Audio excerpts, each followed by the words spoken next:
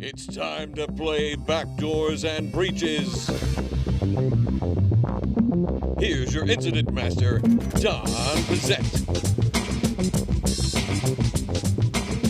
Good morning, good afternoon, and good evening, everybody, and welcome to a very special game of Backdoors and Breaches here on ITProTV. I'm your incident master, Don Pizzette, and I have just a table of IT security celebrities lined up for today's show. I'm really excited about it, but I'm also excited that you, the viewer, are watching us. Thanks for joining us over here on ITProTV. And you know, this Backdoors and Breaches series is a chance for us to have a little bit of fun while also learning about security and some of the different things that we need to do to keep our network safe, to keep ourselves safe, and to protect our customers' data.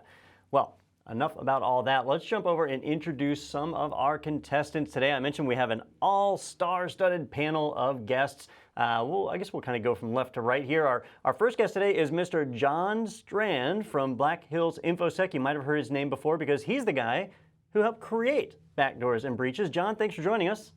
Thank you very much for having me. And can you, for our viewers who might not be familiar with you, can you give them a little background on what it is you do? Yeah, I'm the owner of Black Hills Information Security. We're a boutique pen testing and blue team firm of about 85 employees, and a retired SANS instructor. Did that for 15 years, and created Backdoors and Breaches literally on an airplane, flying between Denver and Rapid City. Jason Blanchard had me create the spreadsheet, and then he did all the art and everything, and then we play tested a bunch of times. But it was kind of weird to kind of see it take off the way it has, but it's just fantastic as well. Yeah, well, we definitely thank you for doing it. We've had a ton of fun with it. And when I say we, I'm usually referring to me and Daniel Lowrie, who's also joining us. Daniel's an edutainer here at ITProTV. Daniel, why don't you introduce yourself to our viewers? Yeah, glad to be here, Don. It's going to be a lot of fun. I'm really excited to have John here with us, as well as our next guest. I'll let him introduce himself. But edutainer around here, I specialize in the security side of things, teaching incident response to pen testing techniques, and you name it. I try to cover just about everything here. So we've hopefully got something for you. If you're getting into security, we can get you trained up on that. All right, well, our last guest, if you're an ITProTV subscriber, you're probably familiar with him already, but is Mr. Rob Carson, joining us from SemperSec. Rob, thanks for joining us.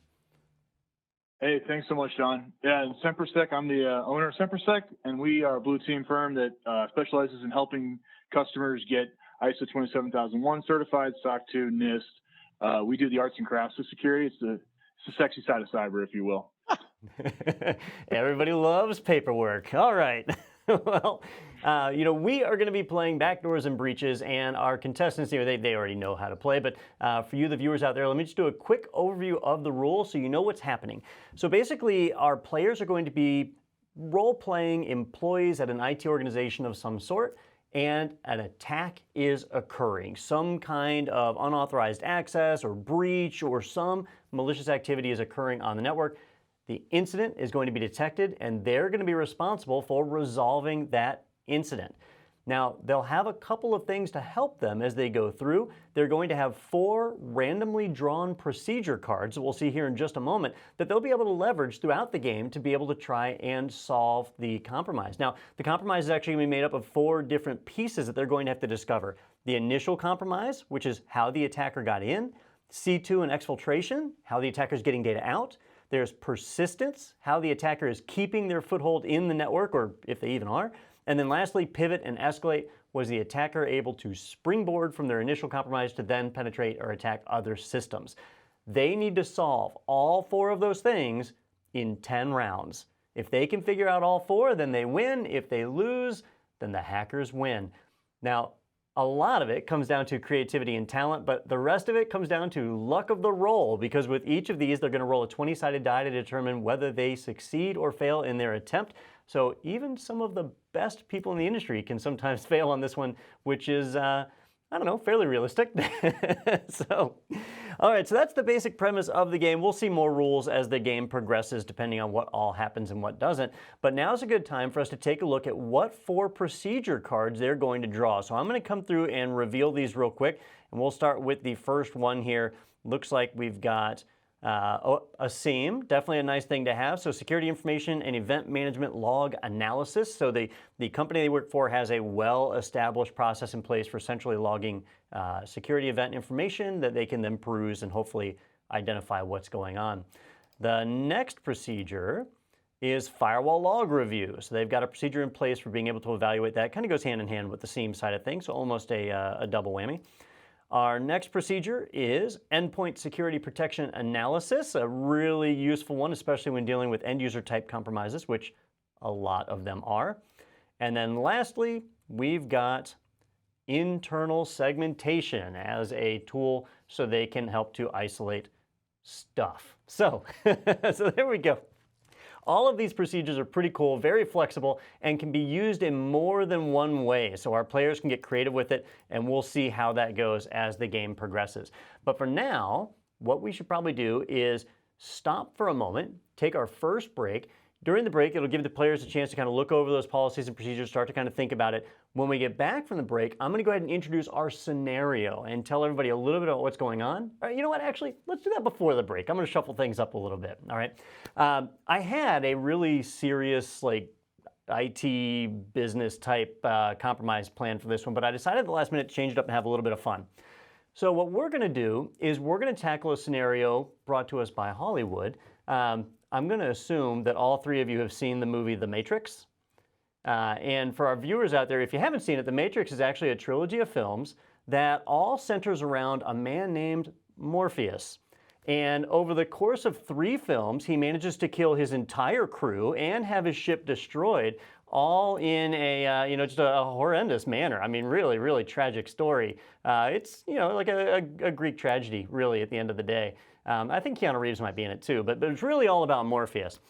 Well, they're making another Matrix movie, and it's going to be centering around, well, the continuing advancing career of Morpheus. He's been awarded a new ship called the Nebuchadnezzar II, and he is suffering from a problem. The Sentinels are finding his ship far too frequently, and he feels like information is being leaked out. It couldn't possibly be his fault with his track record of keeping his crew and ship safe. It must be an attack. And it's going to be up to our players here, who are going to be serving as his new intrepid crew on the Nebuchadnezzar II, to solve what is going on and find out whether a breach has occurred or whether it's just the captain's incompetence continuing. I don't think it's the captain's incompetence ever. It's DNS. It's always DNS. It's always DNS. If you've worked with Active Directory, you know that is absolutely true. So yeah, that's right. All right. Well, ladies and gentlemen, we're going to take a break. The players will get a chance to think about how they can apply procedures to solve this problem. And when we get back, we're going to start our game of Backdoors and Breaches.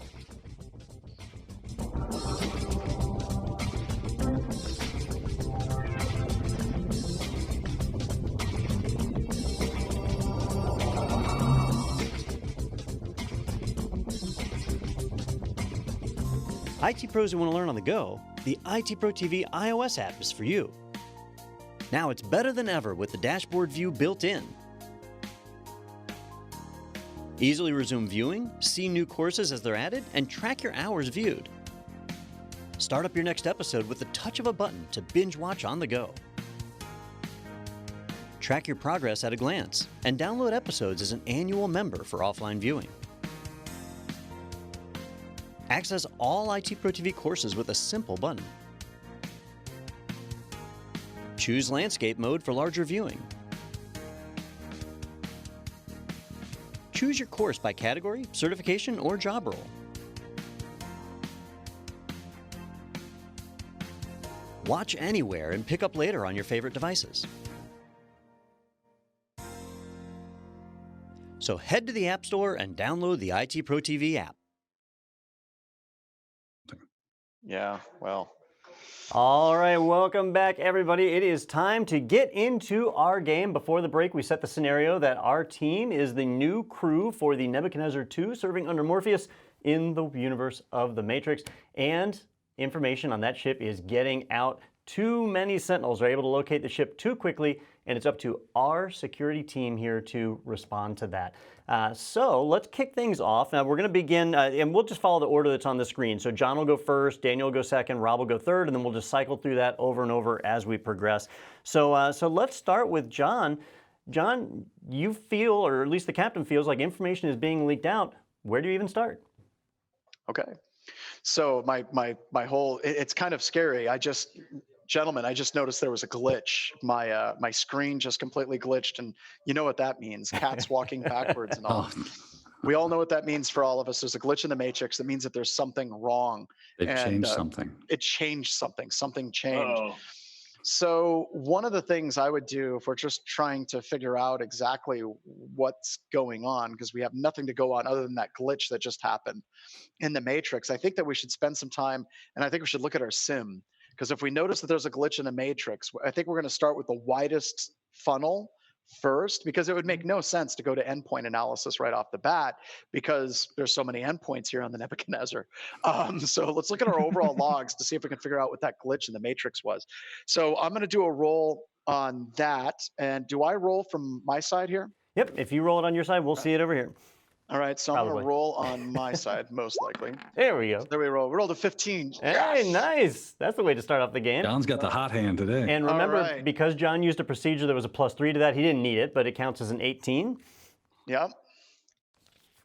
All right, so John, you take a look at the seam, and sure enough, you can locate some information. There's it's not the tightest controlled ship in the world. There's a lot of free access. You got a crew full of hackers, right? That are And they're all techno-loving hippies, and they haven't bathed. That's not right. like we have a lot of people to choose from. I mean, look at my crew and who I have to work with. And they're all wearing burlap sacks, which is just weird. So, so basically, you look at the seam and you see where you don't necessarily see anything unusual on the incoming side of communications, but you are seeing a lot of extra outbound type of traffic. It could probably stand to be analyzed a little bit more to find out what's going on there, but you do see a good bit of unusual activity in there.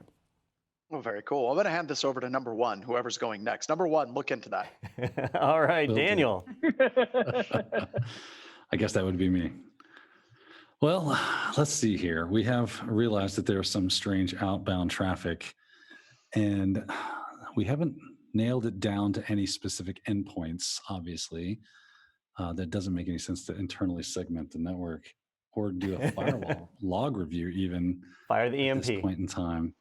Well, the firewall we might be able to use for egress traffic analysis to get a little bit more data out of that sim, because he did say where's the data going? So I was going to suggest that we do like packet analysis, but if firewalling is doing that type of analysis, then yeah, we can go that way. Yeah, he's actually got a state-of-the-art Cisco ASA on the Nebuchadnezzar too. So That's it. We're screwed, everybody. It's nice knowing all of you. Like, what's that big fireball coming at us? It's nothing, I'm sure. they offered him some Juniper gear, and he was like, "No, I like the little bridge." Yeah, it's great. It looks pretty too. I like that. So I'm going to go with the firewall log review then. I think that's going to be our best bet. And here's hoping that the dice gods are with me today. D20. Go for it. There we go. Wah, wah. All right, so that's a 2. And actually, I forgot to do this. I'm going to flip over the cards that you guys already used. Once you use a policy or procedure, we'll flip it, and it'll be held down for 3 turns. So that was basically 1 turn for that first procedure, so I'm just going to mark that on my card. And you rolled a 2. You do get the bonus of +3, but that is not enough. So you look at it, and it's just too much information flowing by, letters, numbers. It's almost like the green stuff dripping down the screen. And, the navigator walks by, her name is Cypherette, and she looks and says, yeah, I just see, blonde, redhead, whatever, doesn't mean anything, just log information passing by. Yeah, it's funny. We were talking about how this is the part of the game I really like. You can say the right thing and still not get it to work. Well, but let's actually talk about the reality of the situation, right? When a lot of people look at their firewall logs, they're either looking for direct attacks and alerts that happen on the firewall. And then many firewalls aren't actually logging anything. You're lucky if they're actually logging NetFlow or IPFix. And, it's fairly common. Even if you get that, you can't make sense of it. So, Rob, I'm going to give you a recommendation, sir, since you don't have a deck of cards with you. There's a card that we didn't get. It's the NetFlow Zeek Bro intelligence card, because we have this Bro Zeek system. Bro Tunes? Is that what? It's Bro Tunes. Is bro tuned? Oh no, dude, it's just turned on. It's a straight 50-50 shot. If it was tuned, It's like, if it was tuned, bro, we'd I've have done that bro. procedure card. I love bro when bro works. I don't like bro when Yeah. I've installed bro. That's not bro. I'm just gonna say we don't know. YOLO. So you Yeah. could. I would recommend that we would look at those bro logs because we don't know if it's tuned. We don't have the procedures, but it's a straight 50-50 at that point. Dude, we got some YouTube videos, and I'm all about bro. No, we got Doug Burks. Doug Burks is on the line. He's still in the pod, Okay. and we're gonna get that set up. Corelight is there. They're like, dude, we got a full Corelight box for you for a lot of money, but they can't get it in time. But we've got Yep. Doug Burks. So That's why I know bro. I'm all and John, that's actually where my mind was going is it's not fully tuned, bro, but we're gonna tune it right now. Just in time compliance time. I'd go with bro. So that's where let's go look at that. Is that trademark? Just in time compliance? let's go with bro. Let's go with bro. Or Hey, I've personally used it before. I have no issues with If it. you're When it's referencing it as Zeke, do you say let's freak with Zeke or something? Freak with Zeke. I love it. That's a shirt. We're gonna make it happen. All right, Rob. Well, let's say you dig into it. Let's get that D20 to roll, and we'll see what happens. You guys jack into the Matrix. You put on your black leather trench coats. You go find Doug Burks and have Use bro the whipped force. Use the force, Rob. That's Use right. the force. Oh, So he rolled 2. somehow I So I that think was a common mistake. So I think we need to re-roll. Yeah. bro was tuned. we You got could some take the good average, stuff, you but got some not good stuff. So Rob, when you click on the D20, if you just click on the word where it says D20, it'll roll 1 die instead of 2. Cheater. It's not cheating. He's working twice as hard. Yeah. So, He rolled and a the fact that- 33. What the heck? There it is. It wasn't tuned. I have Not. I didn't connect it to anything. We had I bro have- turned on. I have no problem telling all of you that we suck at rolling. Our bad. This is quite possibly the worst game of backdoors and breaches ever committed, ladies and gentlemen. No, So, this is John, when I you find actually out that your played guy- with you. Your guy installed it. Yeah. I played with you We at find out your guy installed it. Hackenfest, and my table, the people that I was playing with you, we could not roll this. One guy was rolling good numbers. Well, and Yeah. that's why I added in a rule. I think it was at Wild West Hackenfest because I can make rules up unless I'm not the incident master, which I'm not. But what I do is I set up a rule that if you fail rolling 4 times, a inject card is pulled. So I actually follow a similar rule, except I do Oh, 3 cool. times. You do 3 times. Yep. Oh. Which That's a little more you guys nice. just failed twice in a row. If you fail on the next one, we'll do an inject. We'll get to see that come out. All right, so you take a look and find out that unfortunately, while Bro is installed and is turned on, it's certainly not tuned, and somebody forgot to configure port mirroring on the switch, so it's not even receiving the traffic to be able to monitor. So Bro is kind of a dead end for you on this one. So I think it's my role. So and once again, endpoint protection analysis makes no sense. And any good incident master, if you try to do something that makes no sense, is not going. Even if you're successful, they're not going to flip a card for you. So there is just no way endpoint protection analysis is going to work. When we went to Bro, we said that there was some weirdness, and we saw it in our sim.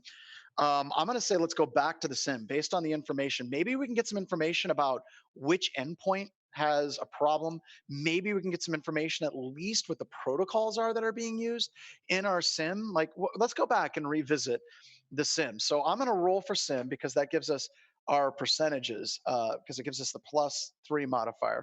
So let's roll that sim. Good night, Irene. Oh, He rolls a 2. You get the modifier though, so it's a 5. oh yay, That's helpful. we get the little "you tried" trophy. This is awesome. So you dig in and start to look for any kind of malicious or unordinary activity. Unfortunately, you're unable to find anything obvious that's jumping out at you. There's a number of distractions going on in the ship. Maybe more sentinels are attacking, so you guys have to dock for a minute. Yep. Lasers cutting us up. There's a lady in a red dress who keeps walking through the ship. There's all sorts of crazy things going on. So it We're all makes wearing sense. leather, which is Hey, distracting. here's a question. Why don't we go to internal segmentation and see if we can isolate where it's coming from across the broad network? Dude, yeah, I guess we could do that. I think start to that's narrow it down. I think that's an option. We're But we narrowing also down the problem. narrowing down is good. But we also just turned on the UEBA module. We got Exabeam that we just turned on. That's another thing that we might be able to look into, but that hasn't been tuned either because we got Brozeek, we got Exabeam, we got all this stuff that we haven't even tuned. So we've got options. Before we pick an option, you guys just failed 3 rolls in a row. And so it is time for an inject. We're going to inject a card, which is going to change the scenario just a little bit. And I have to find my positives. Here we go. So I'm going to draw out an inject. Let's see what we get. So, oh, no. So this one is, management has just approved the release of a new procedure. You guys get a download from the Scion mainframe with a new procedure to help you in your challenge. So let's see. Cylon mainframe. Internal network capture and analysis +5 modifier for network capture and analysis tasks. Sweet. So there we go. So for the remainder of the game, I'll just park it up here, I guess. Anytime you perform a network capture type task, you'll get a +5 on your roll. All right. I'm feeling like a network analysis might be in order here. Yeah, but understand it's still a 50-50. It is a 50-50. But it's better now. It's +5 is rocking. Yeah. So it's your call, man. I'm leaving it up to you because if it fails, I want to blame somebody. Okay, I'm happy. We'll send Rob because he's really good at getting pizza and beer. Can we make that a part of our procedure? That's what we're going to need right now. Rob, you're more to me than Grubhub, Rob. Listen, this is a crucial function. My team, that's what I would do. Hey, go fix this. I got pizza, Red Bull, and I'll be on the phone with the executives. You guys just go fix it. You're a good man. You're a good man. Solve problems. All right, so Daniel, yes. If you are just firing up a sniffer and looking at raw traffic, that would be a normal unbonus roll, but in this case it would be a +5, so if you roll a 6 or higher, you will succeed, although rolling a 6 or higher has been very challenging for you guys. No pressure. You shut your mouth when you're talking to me, Don. All right, I'm going to go for it. What the heck, It's not like I could do any worse than we've already done, so. Where's that cyber insurance card? Oh, look at that. Yes! Nat 20. Don, in your face. Woo-hoo. All right. So 2 things are going to happen here. So 1, Daniel rolled a nat 20. That is going to cause another inject. So on a 20, we get a positive inject. On a 1, we get a negative inject. So this is going to help the game out a good bit. So I'm going to grab another inject to throw in. And I guess I'll just park this one down here beneath it. And the honeypot card.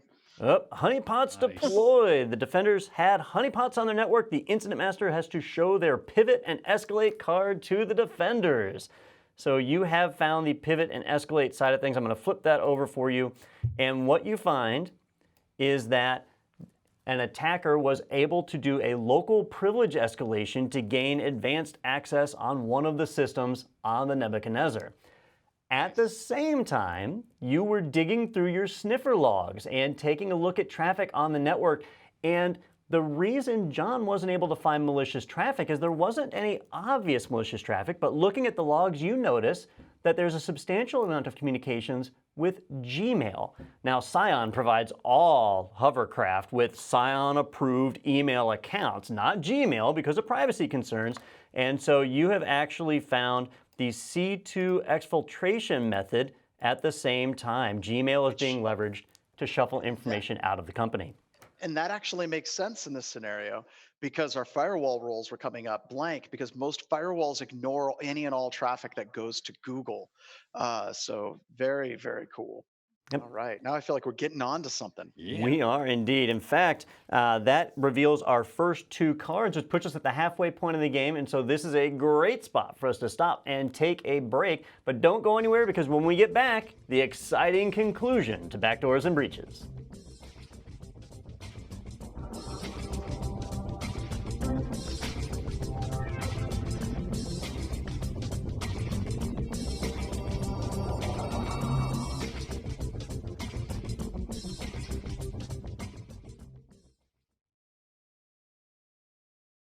dollars on a week of classroom training for CompTIA A+ and got certified. Josh got a good job that pays $40,000 per year. This is Jeremy. Jeremy only spent $299 on a full year of training from ITProTV, including A+ and 300 other courses. Jeremy also got a great job that pays $40,000 per year. Jeremy used the more than $2,200 he saved on IT training for a fabulous tropical vacation. Now, Jeremy is still using his ITProTV membership to study for Network Plus and Security Plus to advance his career, but not spending any more money, since all three are included in his ITProTV membership, plus 300 more courses. Don't be like Josh. Choose ITProTV for your IT training.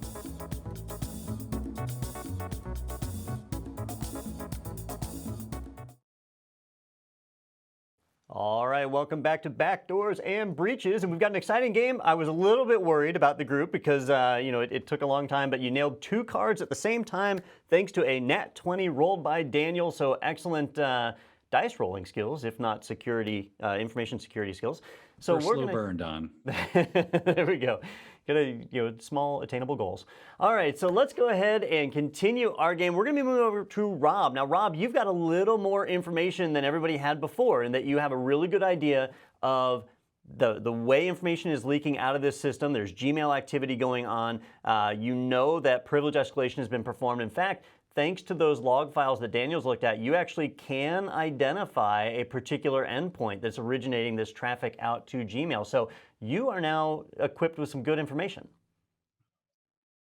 Yeah, so we were discussing actually over the call, because the first thing I would do is talk to my team and figure out what the best next step is. Insanity. And I know. You mean I don't have to have all the answers? No. You just pull all the smart people in the room and go, what do you think? And we're going to go with endpoint. Whoa, I just pressed the weird button. Endpoint detection analysis. We're going to figure out where the thing is bleeding from, what we can do to, because then we can go to stop the bleeding. But we got to figure out where the problem is. All right. So I pressed the die and it just. Oh, look, it was magically a 20 again. Perfect. That was fast. All right. I'll try this. There you go. Oh! 8, 9, 10. All right. That's not good. Rob has rolled a nat 1, the opposite of Daniel's roll, which left us on a high before the break. Now we get a low after. This is the Empire Strikes Back part of the game. Yes. Yeah. Luke lost a hand, and we don't know where Leia is. Vast security. I got to be honest. At this point of the game, this is the point, gentlemen, where I'm starting to talk to the artificial intelligence. They're taking me out to dinner for steak, the Matrix, and I'm looking to cut a deal right now. He's a smart man. That steak looked so delicious in the movie, like whatever they did to it. Oh, it was like the best steak ever. I'm sure it was cold, but. So here's the thing. With the network side, if we tried to do anything more with the network, we've already got the C2 and the pivot cards, but the network's not going to give us any information on the persistence mechanisms, and it's probably not going to give us any information on the initial compromise. So I have to. John, before you make a decision, just a couple of things real quick. So first off, on a nat 1, we're going to bring out a negative inject, which is going to impact the game. So we need to do that before you do your turn. We got more problems. That's great. Thank you. And then I got to take just shot us again. I got to take the opportunity for a pot shot on this one. The reason you rolled a nat 1, Rob, is you went to check, and unfortunately, your endpoint security turned out to be semantic antivirus. So that's. I'm sorry, guys. I was saving money. Bush League, man. All right, so let's grab this. Let's grab. By the way, this episode of Backdoors and Breaches was brought to you by Semantic. All right. Unfortunately, your negative inject, Bobby the intern, kills the system you are reviewing. We're all gonna die. You're all going to die. So who the hell brings an intern to the Matrix?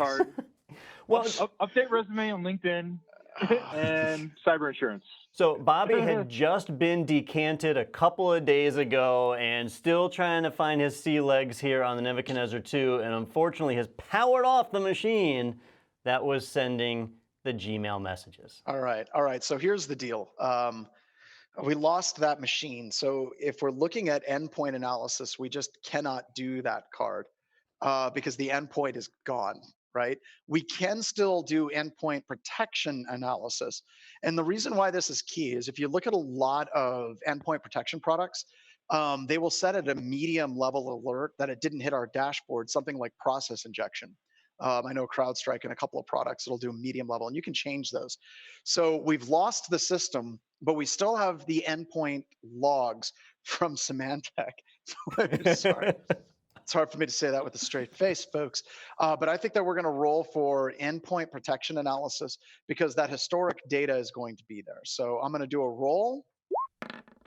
9, 10, 11, 12. All right, So you hit it. finally, we got that. We hit that. All right. Good So work. what do we have here? All right, so looking through the logs, you are able to find where there was a red flagged incident on that machine. There was malicious software detected, and that someone at the local station had authorized it and put an exception in place. So it all shows right there in the logs, and that is going to actually reveal our persistence. So let me flip that one over, which is malicious service or just malware was installed and whitelisted on that endpoint. So this is one of the things I hate about this game when I'm playing it because we're down in like clutch time.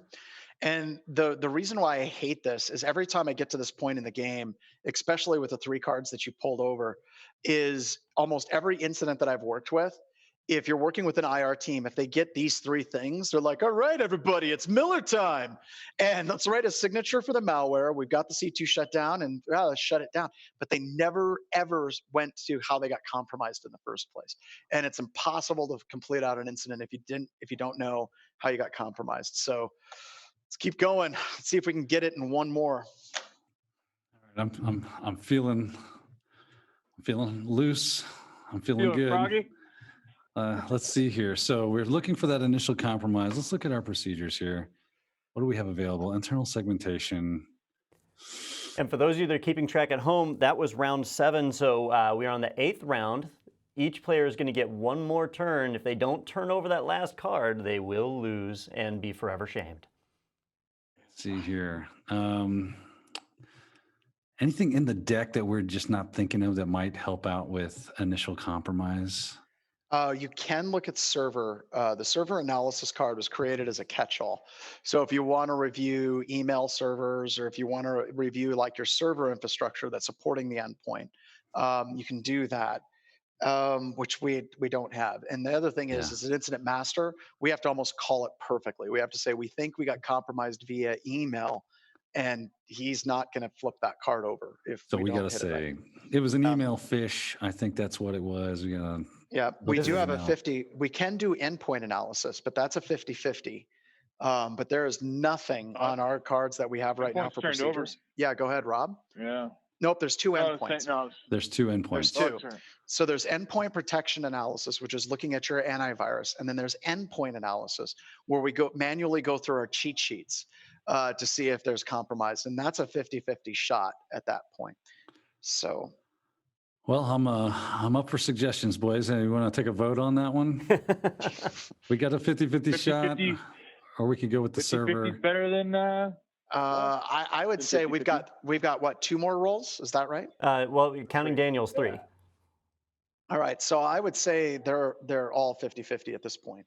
And we might be able to flip over the endpoint protection analysis here in a turn or 2. And then try that as our last ditch effort.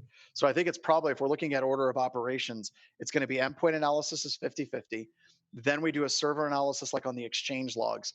And then finally, one more time, endpoint protection analysis is where we're at. All right. So,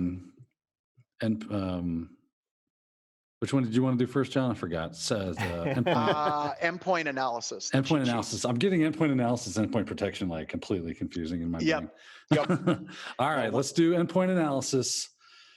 Work with me, dice. Oh, not gonna happen. So you rolled a 6 with no bonus on that one. Unfortunately, not able to take advantage of the network analysis card. So you dig through, you take a look at some server logs that are maintained for the system, but you do not find anything of use. Well, this is why we hired Rob. Rob's our Hail Mary. That's right. He's coming in the clutch. He's been What type of sandbagging. data is leaking out? What type of data has been leaking out? Is this data we even care about? Doesn't matter. I'm not worried about. Understand the context. I'm not worried about what's leaking out. Understand the context. The context is laser beams are coming in. Data. That's the problem. It's laser beams coming in. Is it marketing data? That's public next week. Anyhow. It's not marketing. It's propaganda. Hey, you know what? Zion. No, it's all employees' Social Security. No problem. Everybody gets LifeLock. Done. You get credit monitoring for 2 years. I can't buy you new jobs. Yeah. But I can buy you LifeLock. Rob brings up a good point, though. It's round 9. A sentinel is clamped onto the top of the ship. The laser beams are shooting through, right? We got to pop that EMP real quick. Wait, can I buy a LifeLock? All right. I don't know if that's a card. I'm looking up who the LifeLock founder is right now, Todd Davis. It's like I could just see him come out in a Matrix episode. Hi, I'm Todd Davis. I see that you're being attacked by Sentinels, and here's my Social Security number to help you. That'd be kind of like Agent Smith replicating himself, though, because then there'd be a bunch of other people saying, "I'm Todd Davis." Oh God, I just want to die now. Do we know what part of the ship? Is it the sales department where they're letting their kids do their homework on their laptop? Because you can let it go another round. The initial compromise happened, and I've already moved on. I know I could profile this. Well, Rob. So I mean, you were able in the prior parts here to identify a specific workstation that was being used for sending these emails. So you do know that kind of information. And Don, we get that third card back now, right? Endpoint analysis was just used. Yeah, no. It was used is not protection. Yeah, it's our last card. It's our last. So that's our last ditch. It's going to flip over after this roll, and then that's it. That's our last ditch effort. So we have 2 chances to roll above 10. So we know where it came from, right? We know what department. No, we don't know where it came from. No, we don't. That's what we're trying to figure out. Yeah. Well, no, you guys were able to see it from the network sniffer logs when you identified that Gmail traffic going out. You have a source IP. We know, the endpoint, but we don't know how that endpoint got popped. Right. So we've got to, I don't know. But the reason why I'm asking is level of sophistication. How much, it's a department that clicks on things because they like to click on things. That's true. And Rob, you bring up a really good point. One of the things we could do is do something that's not in the cards. Maybe we should go interview the user. Maybe the user can give us information. So have that's you something recently you can do. been getting an offer for Bitcoin? I wouldn't lead with that. Never lead with Bitcoin. No, I just like to talk to them. Hey, what's going on? Because the thing is, you talk to them about, hey, this isn't attribution. We're just trying to solve a problem. It's all good. Dude, so I'd like to interview Rob's the a people person. endpoint. I like to talk to the people. Rob. Well, let's go for it, Rob. I like to profile. And if that doesn't work, you hit him with a stick. There you go. You don't do that. All right, humans involved. So you're going to talk to the human? Yeah, I'm going to go talk to the human. All right. Roll. All right. I got to press the right button now. I love how talk to the human is an option. Like for IT people, it's not something we do on round 1. But, come on. Goodness gracious. So, it was a dev person, and they only speak in binary code. So Rob, you led with Bitcoin, didn't you? You led with Bitcoin. You go over to that workstation and I talked about taking away somebody's MacBook.